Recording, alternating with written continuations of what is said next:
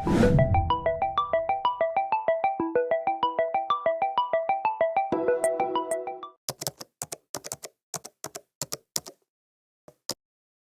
ini mengisahkan Lee Yong-gu, seorang pria dengan gangguan intelektual yang dituduh membunuh putri dari pejabat tinggi. Meskipun ia tidak bersalah, namun ia tetap dijatuhi hukum mati dan dipenjara. Di dalam penjara, Yong-gu ditempatkan di dalam sel nomor 7 bersama para tahanan lainnya. Pada awalnya, para tahanan lainnya tidak peduli dengan Yong-gu, namun seiring berjalan waktu, mereka mulai melihat kebaikan hati dan kepolosan Yong-gu.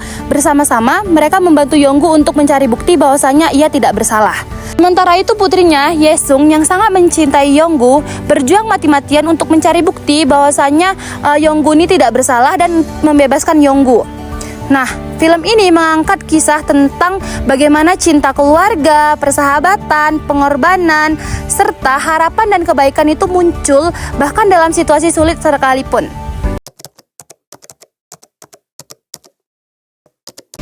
Nah, di film ini bisa kita lihat kasih sayang yang jelas itu ada di hubungan antara si Yong-gu dengan si Ye-sung. Nah, walaupun si Yong-gu itu memiliki keterbatasan intelektual, namun dia bisa menyayangi dan mengasihi anaknya terus dengan tulus tanpa bersyarat, dan dia berupaya agar si Ye-sung ini bahagia.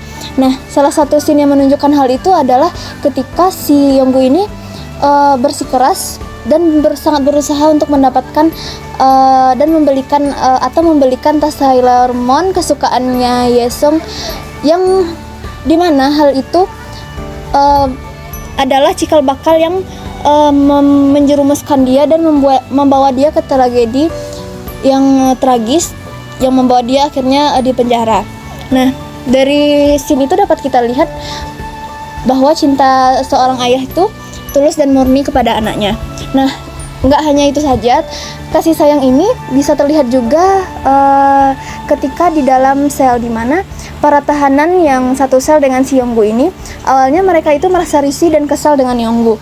Namun lama-kelamaan ketika mereka sudah merasakan ketulusan dari Yong-gu, nah mereka mulai membantu serta ikut peduli dan menyayangi Ye-sung. Nah, kemudian di dalam film ini juga terdapat unsur dari happiness. Nah, ini di tengah kesedihan dan keterpurukan itu, bahkan mereka bisa merasakan kebahagiaan dengan cara yang sederhana. Contoh scene yang paling menyentuh itu ketika mereka, para tahanan dan ayahnya Ye-sung ini merayakan ulang tahun Ye-sung di dalam sel penjara. Nah, mereka itu merayakan ulang tahun Ye-sung ini dengan bantuan dari teman-temannya Yong-gu. Momen kebersamaan ini dipenuhi dengan tawa, kebersamaan, kehangatan, dan kebahagiaan. Nah, kemudian di dalam film Miracle in Cell number 7 ini juga dapat kita lihat unsur creativity. Nah, kreativitas itu kan muncul ketika adalah respon dari keterbatasan dan tekanan. Nah, salah satu scene yang menunjukkan hal itu adalah ketika para tahanan number 7 itu berusaha bekerja sama untuk menyeludupkan Ye-sung ke dalam penjara. Nah, mereka itu merencanakan berbagai trik dan strategi yang mengatur jadwal palsu, bahkan mereka mengatur bagaimana cara menyeludupkan si Ye-sung ini dengan memasukkannya ke dalam box roti. Nah, selain itu kreativitas ini juga terlihat dalam upaya si para tahanan ini untuk membantu Yong-gu menghadapi persidangan. Mereka membuat perencanaan cara agar Yong-gu ini dapat membela dirinya. Walaupun situasinya itu sangat penuh dengan ketidakadilan, namun mereka itu berlatih dan menyusun strategi agar membuktikan Yong-gu ini tidak bersalah. Di film Miracle in Cell number 7 ini juga terdapat loh aspek resiliensi yang ditunjukkan dari scene ketika Yong-gu sebagai tersangka dalam kasus ini ditetapkan sebagai hukuman mati. Kemudian ia tidak bisa bertemu anaknya yang menjadi satu-satunya kecemasan yang ia miliki. Ia merasa terpuruk sehingga tidak mau berkomunikasi dan berinteraksi dengan orang-orang di sekitarnya. Namun dengan bantuan dan semangat dari teman-teman tahanan Yong-gu berhasil bangkit dan mau mencoba untuk mencari tahu bagaimana sih kasus ini sebenarnya terjadi, sehingga dia lebih semangat dan bisa mencari bagaimana kasus ini dan kecelakaan itu terjadi.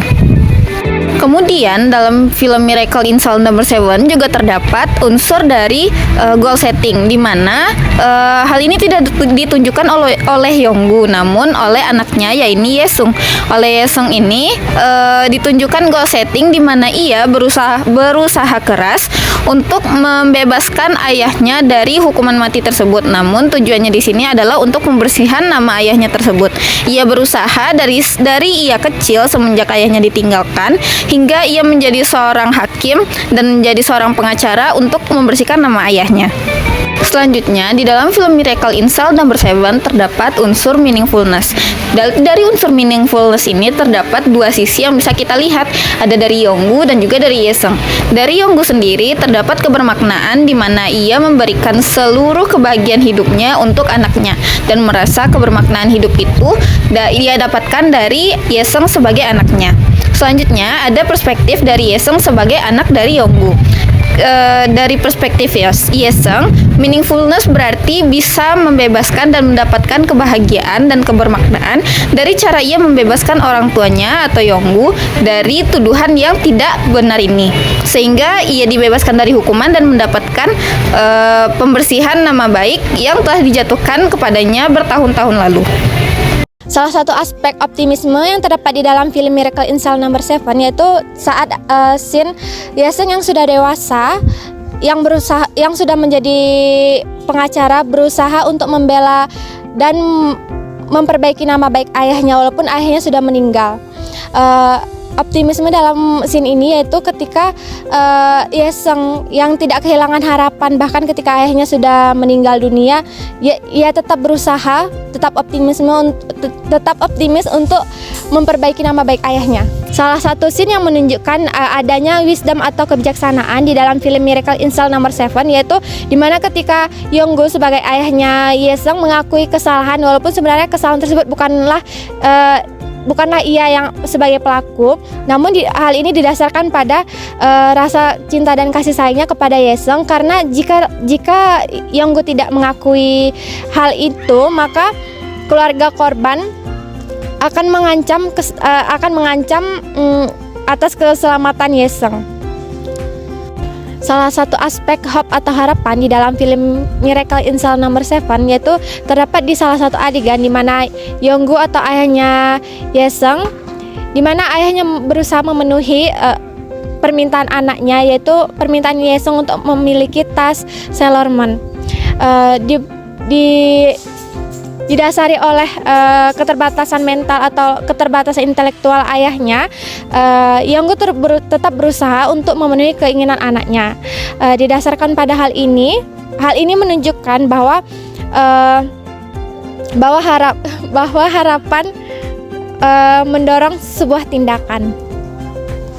Oke, pada film Miracle in Cell Number 7 di dalamnya terdapat unsur humor di mana pada scene pada bagian ayahnya berangkat dan anaknya pergi ke sekolah terdapat kebiasaan yang sering dilakukan oleh ayah dan anaknya tersebut berupa kayak lelucon. Pada bagian ini terlihat kedekatan antara anak dan ayahnya seperti itu. Oke, nah pada film Miracle in Cell Number 7 juga terdapat unsur gratitude di mana ketika sang ayah bertemu dengan anaknya di dalam penjara terlihat bahwa ayah sangat bersyukur atas kedatangan anaknya karena ia bertemu anaknya yang masih kecil yang sebelumnya sendiri berada di luar penjara. Oke, nah pada film Miracle in Cell Number 7 juga terdapat unsur spiritualitas di mana pada scene ketika para tahanan keluar dari tahanan, salah satu dari tahanan tersebut berubah dan menjadi kepribadian yang lebih baik lagi. Nah, ia memiliki pekerjaan di mana pekerjaan tersebut adalah menjadi pendeta.